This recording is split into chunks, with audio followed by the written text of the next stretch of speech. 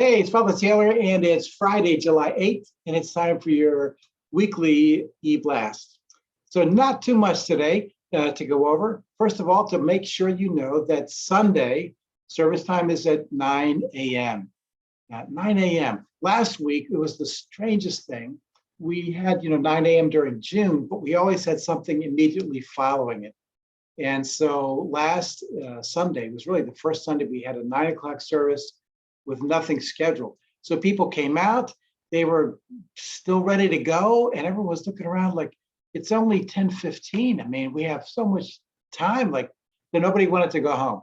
So it was both a great experience and interesting in that I wonder if that might not be a sign that being able to put on something right after church, whether it's your committee meetings could happen then, prayer meetings could happen. They could do all kinds of youth development could happen. You could do all kinds of things and still have everybody out by 11:30. So I don't know, interesting to think of. So please come on down. Air conditioning's great. Again, thanks to all those guys that were involved in air conditioning plans and repairs. So thanks for that. So 9 o'clock on Sunday. Saturday, we have the Lunch in the Park ministry, which meets down at Bushnell Park. It's outdoors. So that means it's like in terms of gatherings, it's one of the most COVID-friendly events that we do. But Saturday, we're back to doing Lunch in the Park. The actual service, starts at 2 and usually is over. It's like 20 minutes. It's really not a long service.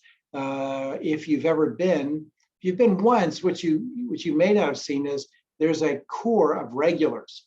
And if you go a number of times, you begin to realize this is the church community and church for those regulars who show up from all over the place.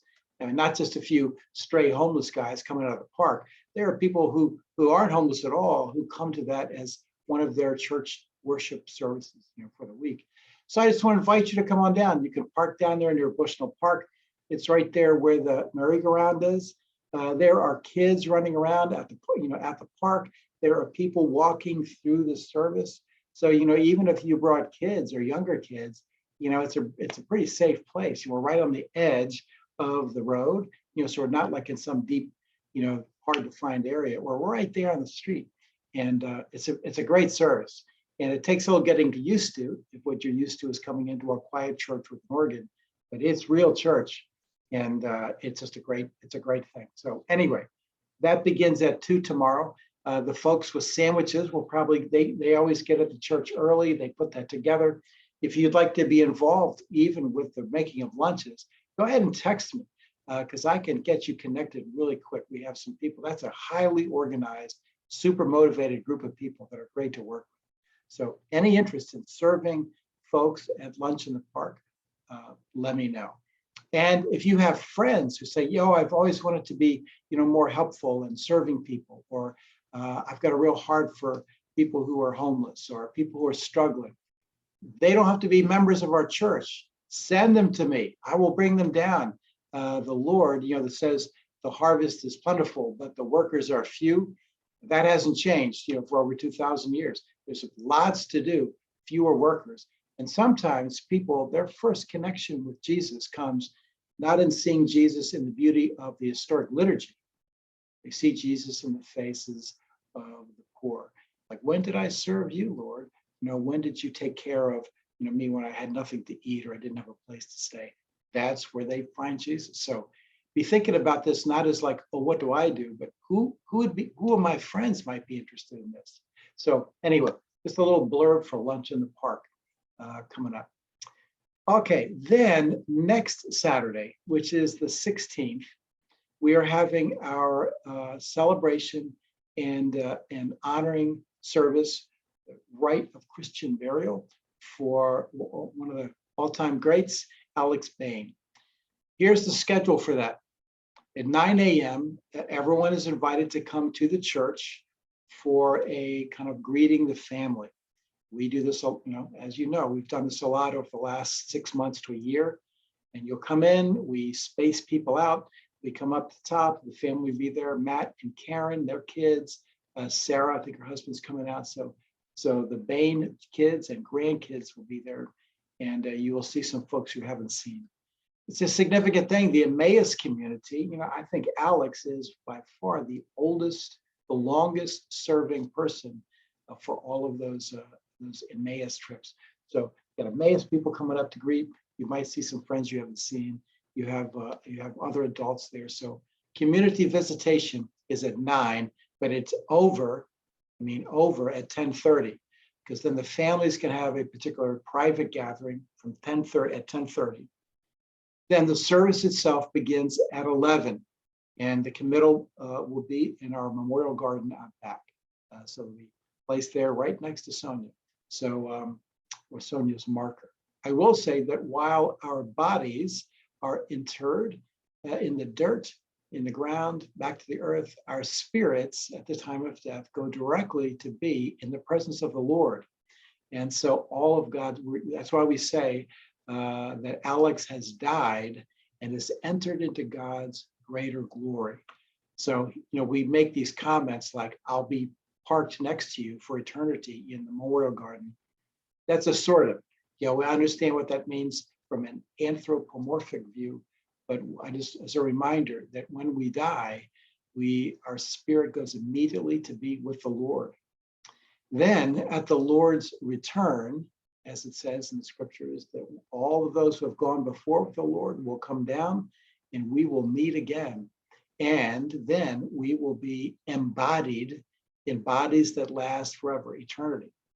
If you remember when when they saw Jesus resurrected, it was like Jesus. Sometimes they had a hard time recognizing him.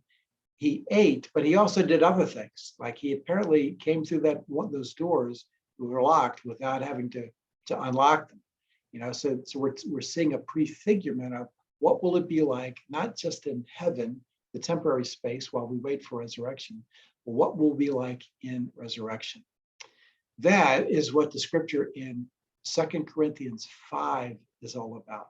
But that's a whole nother thing. If you're ever interested in what happens at time of death and how does that connect with resurrection, what's the difference between going to heaven and the day of resurrection, I would love to talk about that, because once you get that clear, everything seems to make a lot more sense about the gospel and about what happens at the time that I die. So anyway, that's a free preview for a sermon. If you'd like to hear more about that, hit me up with an email or a text. All right. So the visitations at 9 to 10:30, services at 11, followed by a reception in the hall with coffee and Mrs. Murphy's Donuts was what the family requested, because apparently it was a favorite of Alex. Now here's something else about Alex that I didn't know, and that I'm asking around. Apparently he was really big into being casual and Hawaiian shirts. I always only saw him in church, so I never saw him with a Hawaiian shirt, but apparently that was a big deal. So some of the family members are suggesting, hey, let's get Hawaiian shirts. We can wear those to the service. If that's your thing, wear a Hawaiian shirt in honor of Alex's desire to be casual. So at the reception, there will be a chance for you to tell stories about Alex. He had a huge impact. Think of all the Emmauses that he was a part of. So that's over, so many years. So there are grown-ups now who have come to know Jesus while out sitting at a table with Alex Payne talking about Jesus. What a great life, So anyway, 9:30, 9 o'clock, come in for visitation. 11 o'clock is the service. Following the service, there is a reception upstairs. So that's the situation for Alex Payne. I want to toss out there that we have probably more people in our church who have tested positive for COVID than I ever remember.